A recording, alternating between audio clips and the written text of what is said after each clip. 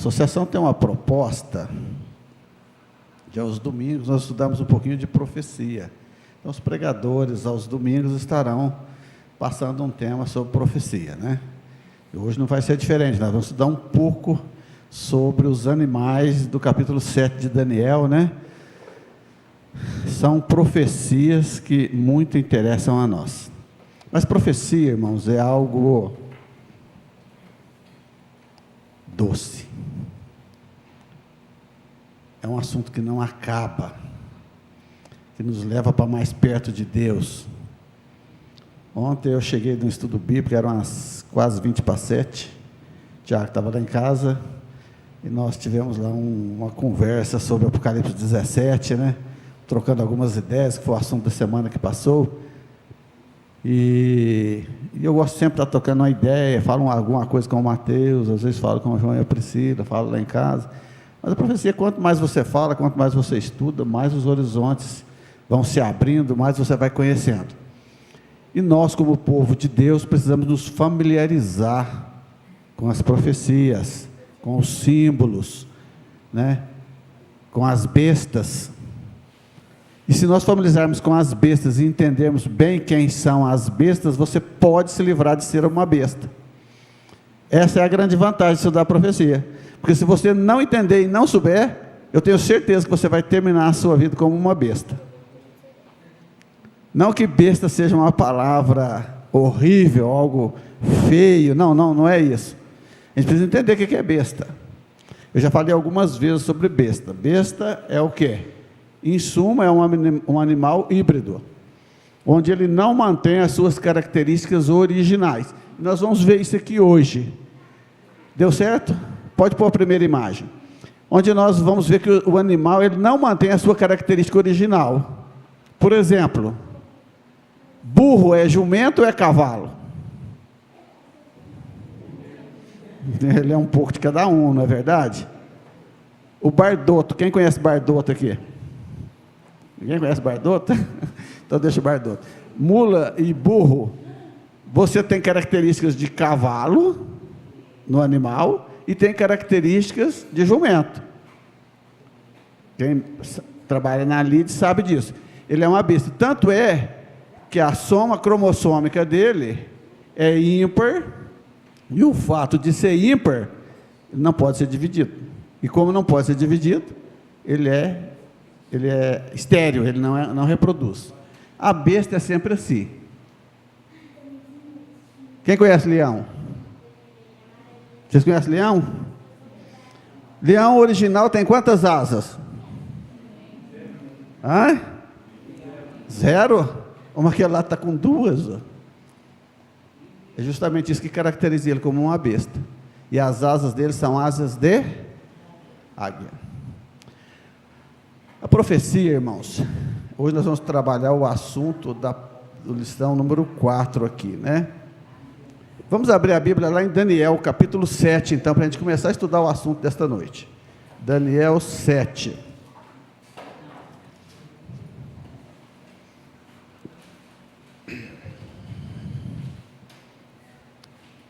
Vocês sabiam que o livro de Daniel não foi todo ele escrito por Daniel.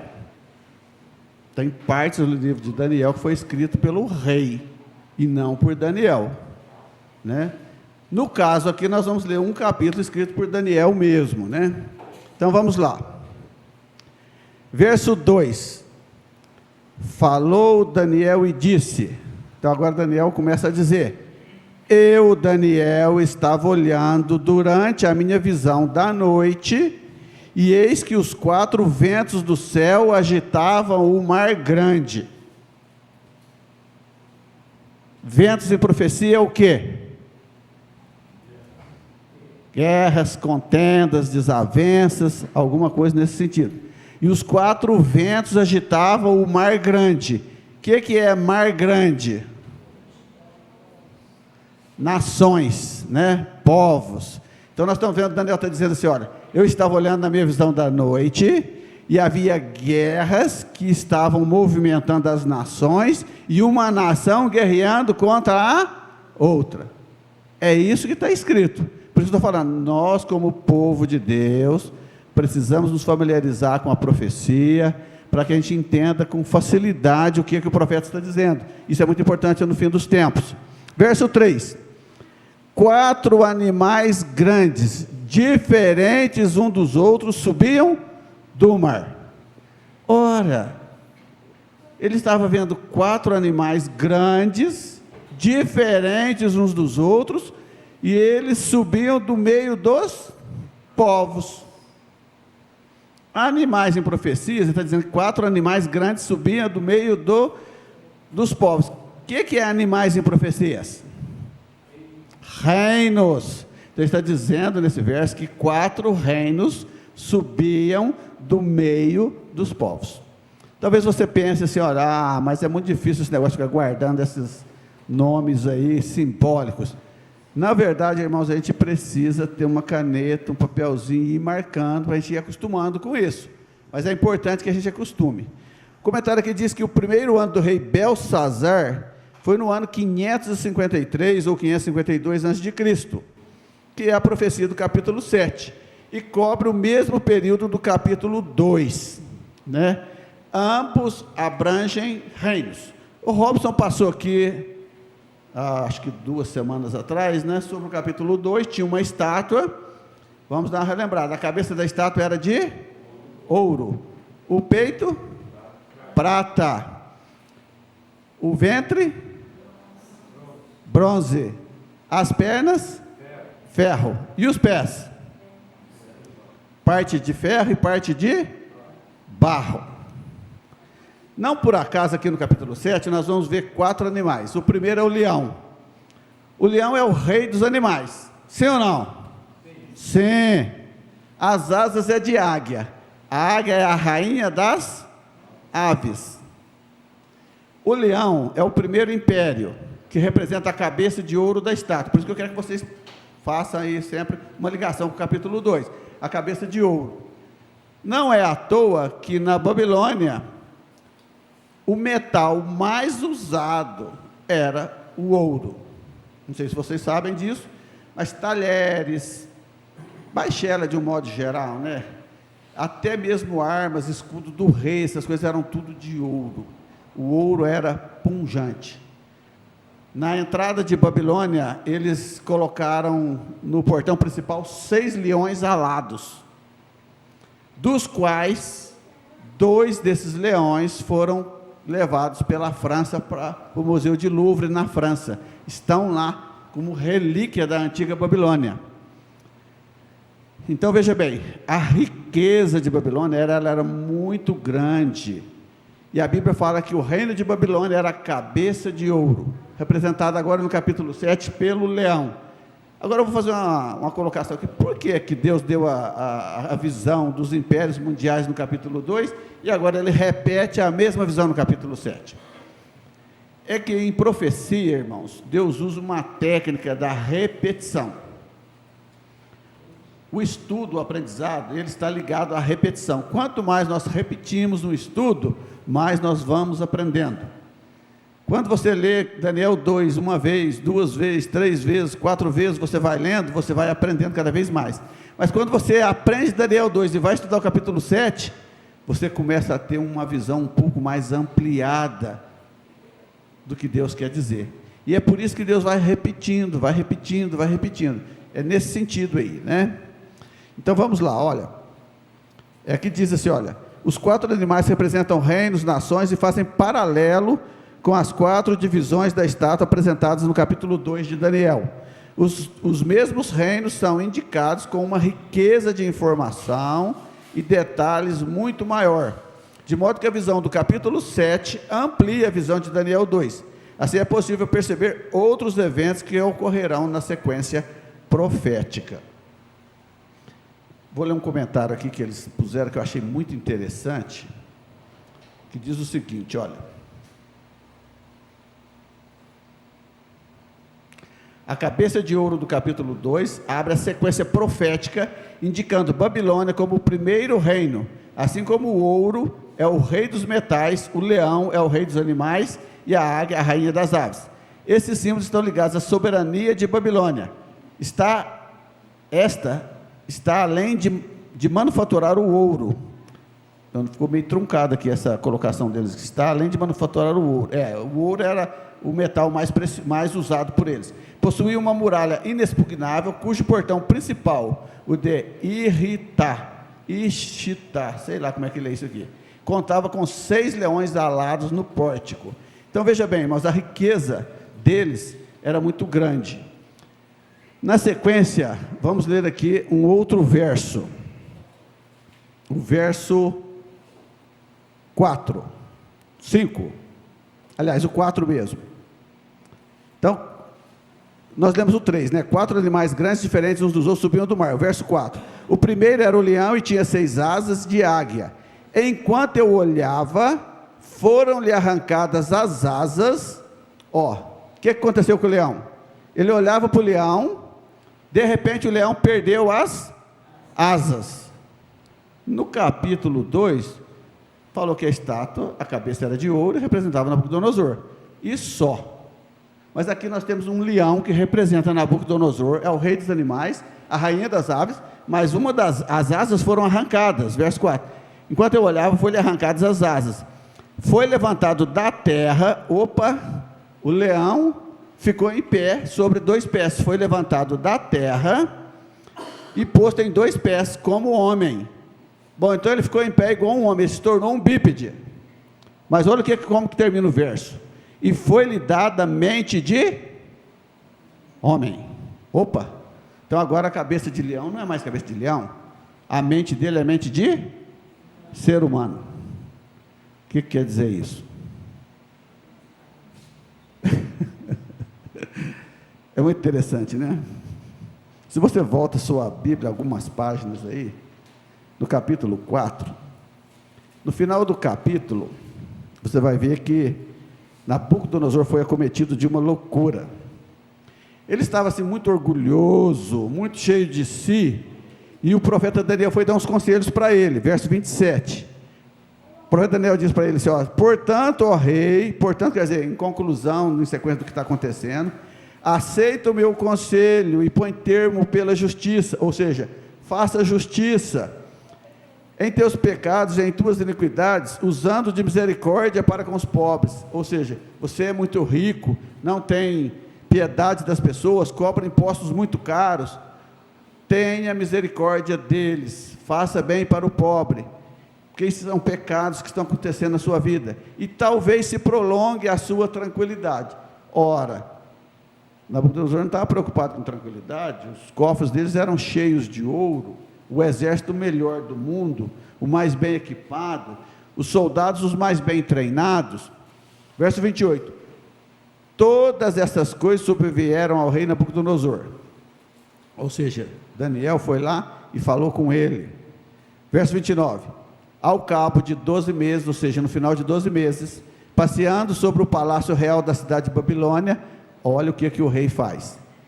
Não, olha o que ele diz: não é esta a grande Babilônia que eu edifiquei para a casa real, com o meu grande poder para a glória da minha majestade? Ele faz uma interrogação. Ou seja, não existe nenhum lugar do mundo, uma cidade como Babilônia. Falava ainda o rei, quando desceu uma voz do céu, e disse: ó rei Nabucodonosor, já passou de ti o teu reino. Serás expulso de entre os homens, e a tua morada será com os animais do campo. Far-te-ão comer ervas como os bois, e passar-se-ão 7 tempos por cima de ti, até que aprendas que o Altíssimo tem domínio sobre o reino dos homens, e o dá a quem quer. Quem põe rei e quem tira rei é Deus. No mesmo instante, se cumpriu a palavra sobre Nabucodonosor, e ele se tornou como um animal, as suas unhas cresceram como unhas de águia, os seus pelos como pelos de animais, ele começou a andar de 4, virou um animal, um bicho doido, uma besta, e foi comer capim. Durante 7 anos, acabaram-se as conquistas de Babilônia. Asas é símbolo de conquista, caiu a asa do leão, acabou as conquistas de Babilônia. O verso que nós lemos aqui, no capítulo 7, nós acabamos de ler, O verso 4 diz que foram-lhe arrancadas as asas, se tornou um animal selvagem. Acabaram as conquistas de Babilônia. 7 anos se passaram. Foi levantado da terra e posto em 2 pés como homem. Ou seja, depois de 7 anos, Deus restaurou a consciência dele. Foram-lhe cortadas as unhas, aparados os pelos. A mente recobrou a sanidade. Foi-lhe restituído o reino. Ou seja, ele voltou a ser homem novamente. Que coisa maravilhosa. Deus está ampliando aqui a visão da profecia, mostrando que Deus está no comando de todas as coisas. Vejamos aqui agora o verso seguinte, o 5. Continuei olhando e eis aqui o segundo animal. Pode pôr o segundo slide. Urso. Semelhante a um urso, o qual se levantou sobre um dos seus lados. Na boca, entre os dentes, trazia 3 costelas. Eles diziam: levanta-te e devora muita carne. O urso é inferior ao leão, mas ele é um dos animais considerado o segundo mais forte da natureza. 3 costelas na boca, com a seguinte palavra: devora muita carne. O que significa isso? Que ele seria extremamente conquistador, devorador, sanguinário. Vamos ler o verso de novo. Continuei olhando, e eis aqui o segundo animal, semelhante a um urso, o qual se levantou sobre um dos seus lados. Ou seja, ele se levantou sobre um dos seus lados. Deixa eu levantar para o lado de cá, porque o pé está doendo. Ele ficou assim, ó, um pé no ar, só com um pé. Aqui na foto ele está levantando só um pé, mas tem uma foto que o Fernando Iglesias fez para os estudos dele, que ele pôs o urso em pé em cima de 2 pés e um pé levantado, está parado num pé só. O que significa isso? Por isso que eu falo, profecias são detalhes. Olha, continuei olhando, e eis aqui um segundo animal, semelhante a um urso, o qual se levantou sobre um dos seus lados. Na boca, entre os dentes, trazia 3 costelas, e lhe diziam: levanta-te e devora muita carne. As costelas, símbolo de conquista. O fato de ele levantar e ficar em cima de um pé só, significa que quem invadiu Babilônia foi a Média Pérsia. Média Pérsia.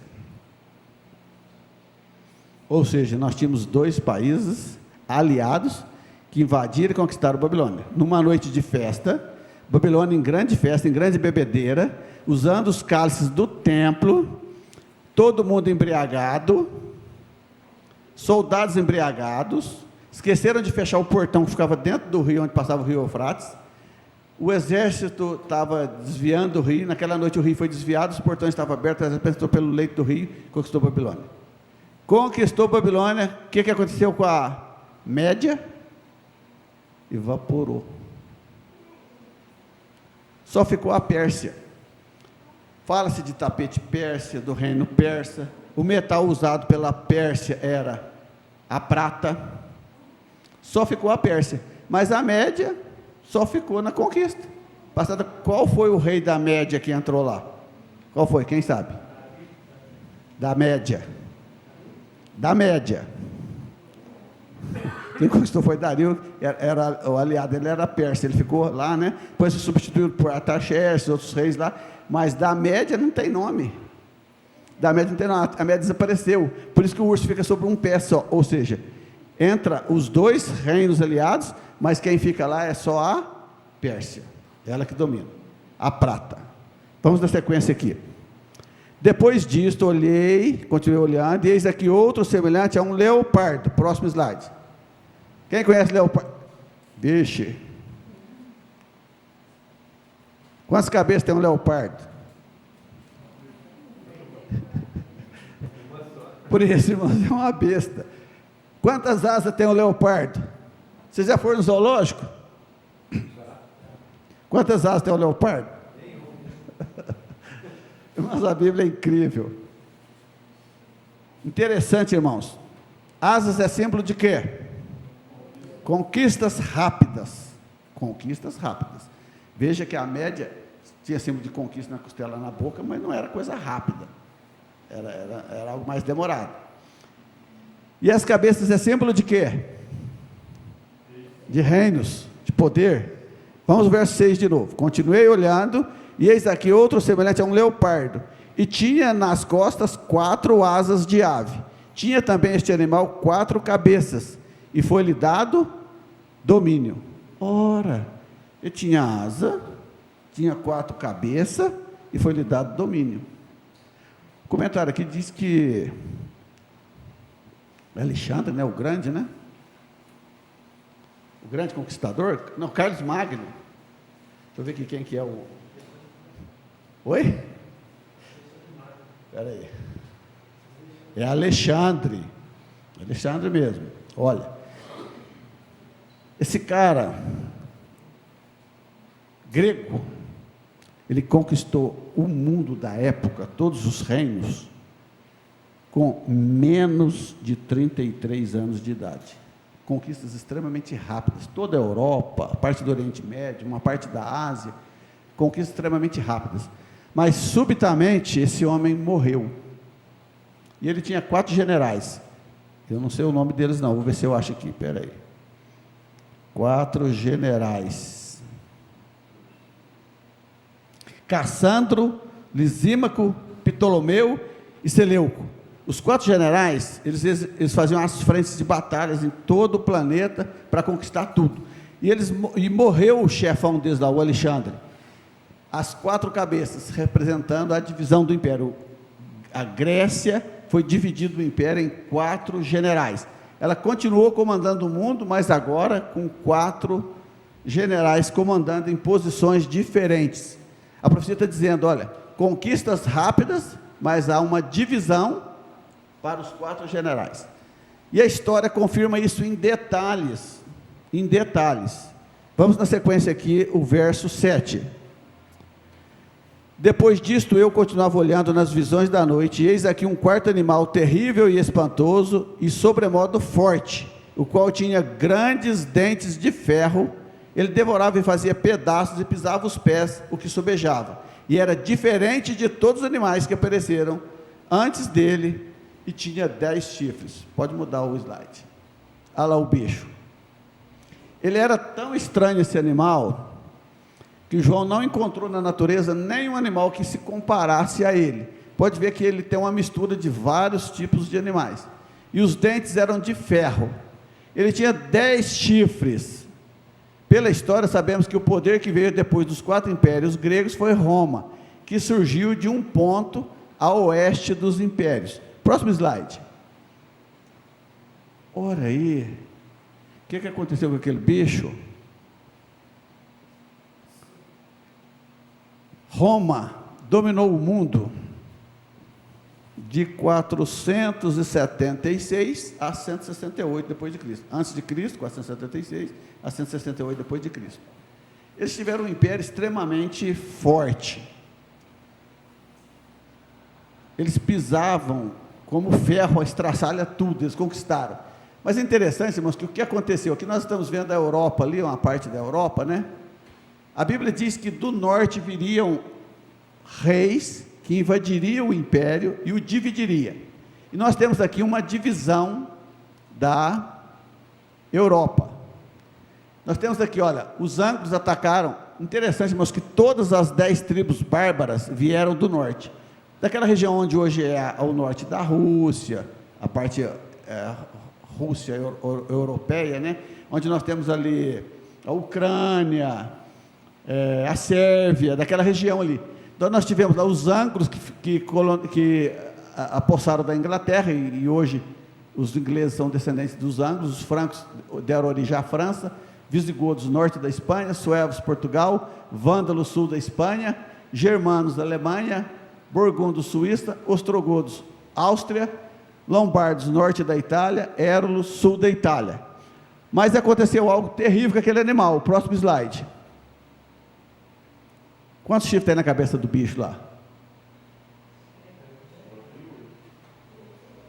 7 grandes e um pequeno. O que tem no pequeno? Uma boca e olhos. Vamos ler aqui a Bíblia. Vamos voltar aqui para a Bíblia.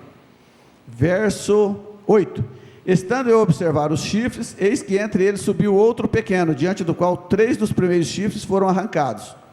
E eis que nesse chifre haviam olhos como olhos de um homem, e uma boca que falava com insolência. Veja, os chifres representam o quê? Poderes. No slide anterior nós vimos o quê? 10 tribos bárbaras que invadiram o Império Romano e formaram a Europa que nós conhecemos hoje. Volta para meu slide anterior, por favor. Isto. Olha lá. O que é que nós podemos associar isso aqui com o capítulo 2 de Daniel? Os dedos da imagem. A imagem estava apoiada sobre 10 dedos. Nós temos aqui 10 nações que têm uma relação com os 10 dedos. Mas quando isso aqui aconteceu, o posterior, isso. Olha o que aconteceu. 3 chifres caíram, ou seja, 3 tribos foram mortas por alguém, e apareceu um chifre pequeno. Esses 3 chifres que caíram são os 3 reinos derrotados. Deixa eu ler aqui, ó. O chifre que nasceria aumentaria de tamanho e destruiria 3 povos: os vândalos, em 534 a.C., os visigodos em 508 e os ostrogodos em 538. Se nós voltarmos lá, nós vamos ver que são pessoas que se instalaram no sul da Espanha, uma parte da Itália, foram totalmente destruídos. Isso, vamos ver aqui quem são eles, ó. Vamos lá. Os vândalos, onde que eles estão? Espanha, sul da Espanha. Os visigodos, norte da Espanha. E os ostrogodos, Áustria. Olha lá, Áustria. Interessante, irmãos, que a história diz que o papado se iniciou no ano 508. A igreja grande aí diz que começou com Pedro, mas a história diz que foi em 508. Tinha um poder, um imperador romano, temporal, fora da época que Roma caiu, que se estabeleceu em Constantinopla, hoje lá chama Istambul. E de lá ele fez um edito que dava ao bispo de Roma, a autoridade máxima sobre toda a cristandade do universo. E a partir desse ano, então, 508, quando foi dado esse edito, então o bispo se tornou o papa, um senhor lá, que eu esqueci o nome lá na antiguidade, deu o nome dele de papa. Papa é pai de todos os cristãos. Então, nesse momento surgiu o papado, e o papado que surgiu nessa época, ele começou a fazer guerra contra essas tribos bárbaras, conseguiu destruir 3 tribos, e essas tribos sendo destruídas, ele se arvorou, grande, e começou então a massacrar os cristãos, começou a criar uma série de coisas contra os cristãos, como disse aqui, olha, eu estando a observar, eis que entre eles subiu um outro pequeno chifre, dentro do qual 3 dos primeiros chifres foram arrancados, e eis que nesse chifre havia olhos, como olhos de homem, e uma boca que falava insolência. Nas insolências está o título papal. Você entra nas igrejas por aí, tem lá frases em latim, falando insolências contra Deus, e começou então a criar-se uma série de coisas, de doutrinas, que não faz parte da Bíblia. Entre elas, ó, eu trouxe aqui a lista, irmãos, ó, é grande. Coisas que afrontam a Deus, Veneração de anjos e santos mortos, 375 já estava fazendo isso. Título do Papa, o título mesmo ficou em 610, Orações dirigidas a Maria, ano 600. Ato de beijar os pés do Papa, 709. Estou lendo alguns aqui. Água benta, 850. Batismo dos sinos. Você sabia que o sino tem que ser batizado? 965. Canonização de santos. Eles acham que santos foram canonizados desde o começo. Canonização de santos começou no ano 995. Jejuar nas sextas-feiras e quaresmas, 998. A missa como sacrifício, como eles fazem lá, como um sacrifício, 1079. O celibato, o rosário, 1090. Indulgências, a partir de 1190. Transubstanciação, 1215. O que é transubstanciação?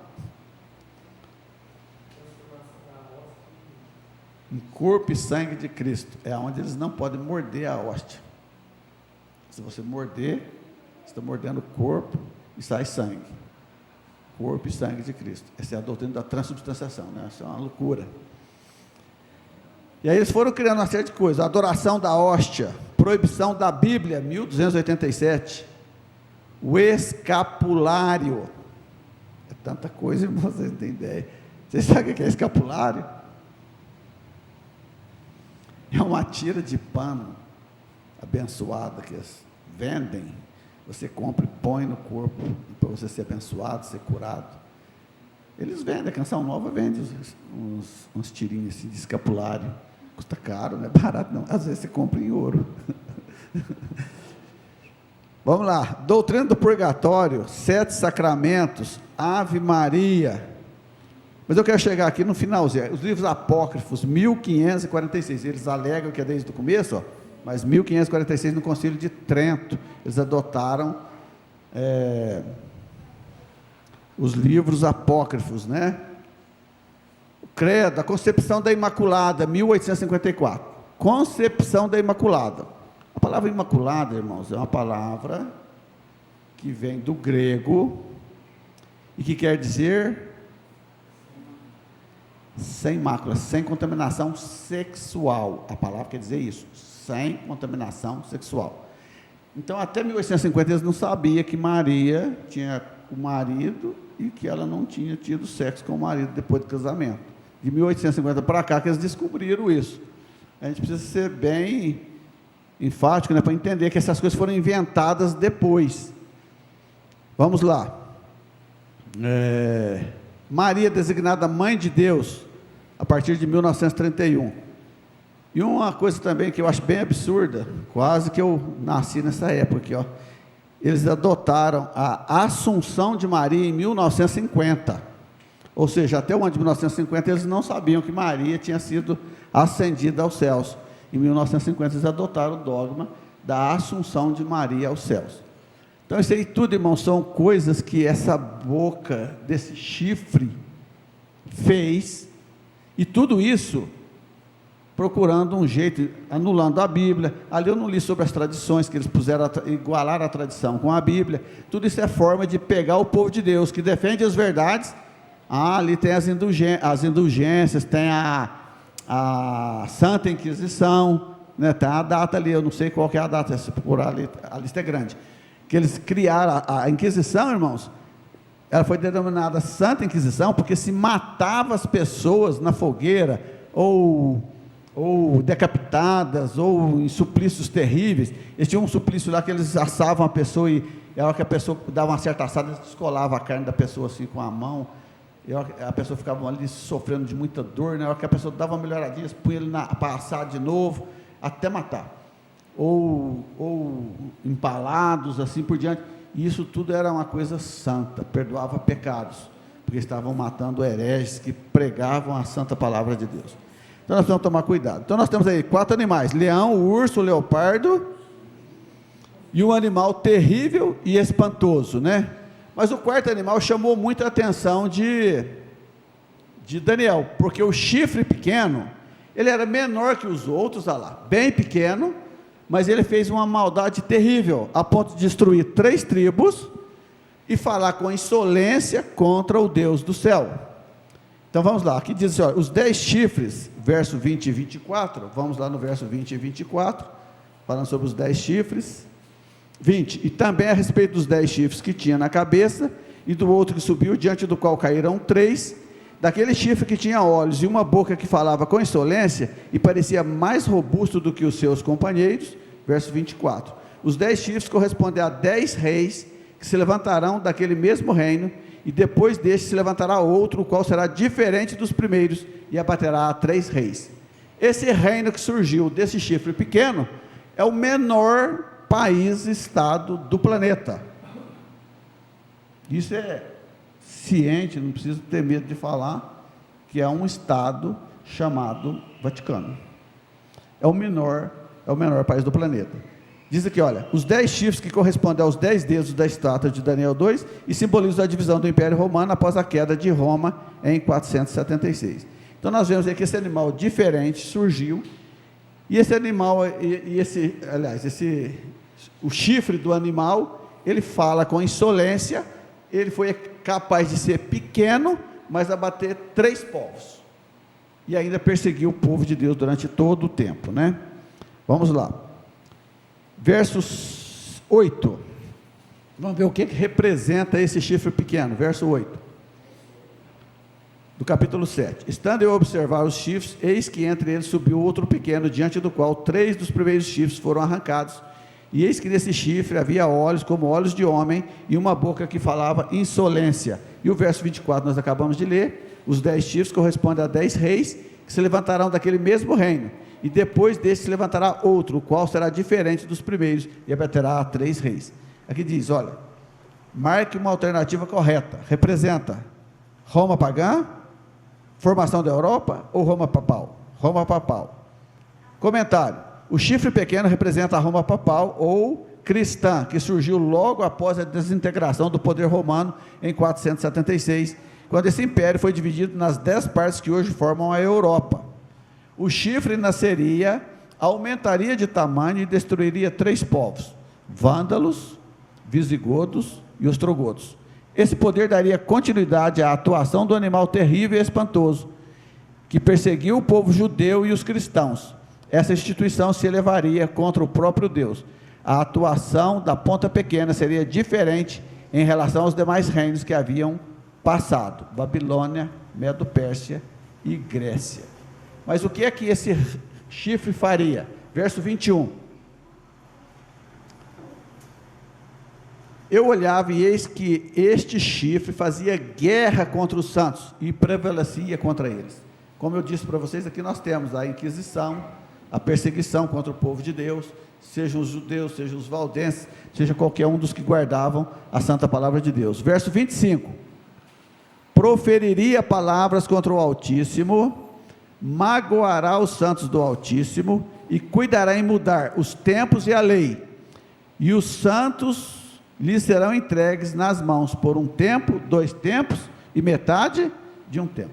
No hino que nós cantamos inicial, apareceu a lei de Deus, falando que alguém ia querer mudar a lei de Deus. Não sei se vocês prestaram atenção na imagem.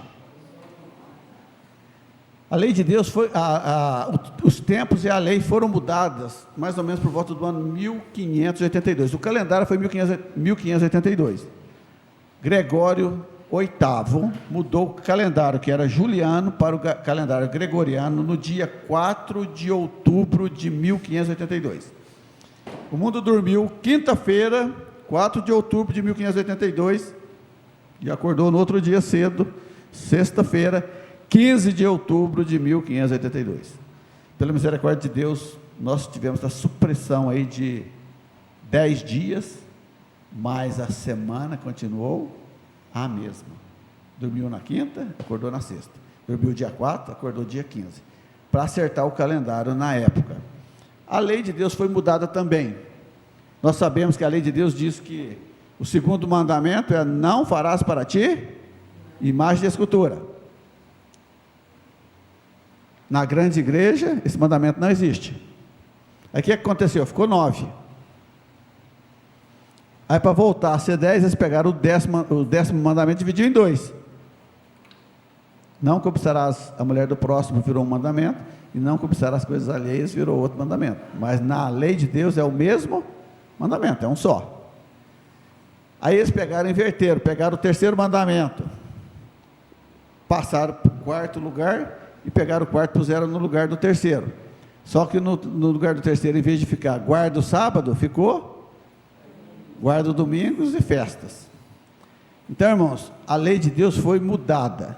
Então ele guerrearia, ele mudaria tudo. O comentário aqui é meio grande, mas eu nem vou olhar. Mas o interessante, irmãos, é que depois que esse chifre pequeno fizesse tudo isso, nós entraríamos num período chamado juízo de Deus. Ou seja, Deus está de olho em tudo.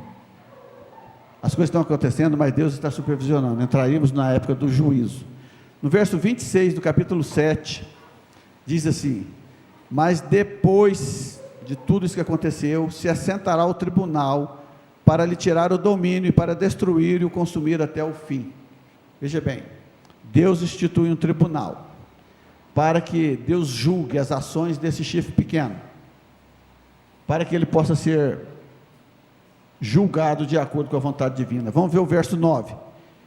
Continuei olhando até que foram postos uns tronos, e o ancião de dias se assentou. Sua veste era branca como a neve, e os cabelos da cabeça como a pura lã. E o seu trono eram chamas de fogo, e suas rodas eram fogo ardente. Um rio de fogo manava e saía de diante dele. Milhares de milhares o serviam, e miríades de miríades estavam diante dele. Assentou-se o tribunal, e abriram-se os livros. Daniel está dizendo o seguinte: esse chifre vai ser julgado. Só que antes, nós temos 3 fases do juízo. A primeira fase é a pré-advento, é a que nós vivemos hoje. É a fase judicativa, onde o nome dos salvos serão passados no céu, para que possa definir a volta de Jesus. Próximo slide. Terminando o julgamento, nós teremos a volta de Jesus. Logo em seguida da volta de Jesus, nós teremos um outro juízo, durante o milênio, que é o juízo, eu confundi aqui o juízo, o pré-advento é o investigativo, desculpem, o pré-advento é o juízo investigativo, que faz a investigação. Depois da volta de Cristo, nós temos o juízo do milênio, que é o judicativo, onde será feita justiça àqueles que se perderam, né? E depois nós temos o juízo executivo, quando Deus vem para fazer justiça em todo o mundo. Que Deus possa nos ajudar, irmãos, a compreender as profecias e a entender que Deus está no comando. O objetivo desta noite é entendermos os animais e entendermos que Deus comanda. Às vezes nós ficamos preocupados com que governo vai assumir, o que vai acontecer na Europa, o que vai acontecer nos Estados Unidos. Não se preocupe, irmãos. Está escrito aqui: Deus põe reis e Deus tira. Na hora certa Deus faz o julgamento, no momento certo Deus envia Jesus para tirar o seu povo. O importante é que nós estejamos preparados para aquele grande dia, o dia da volta do Senhor. Amém. Que Deus nos abençoe. Amém.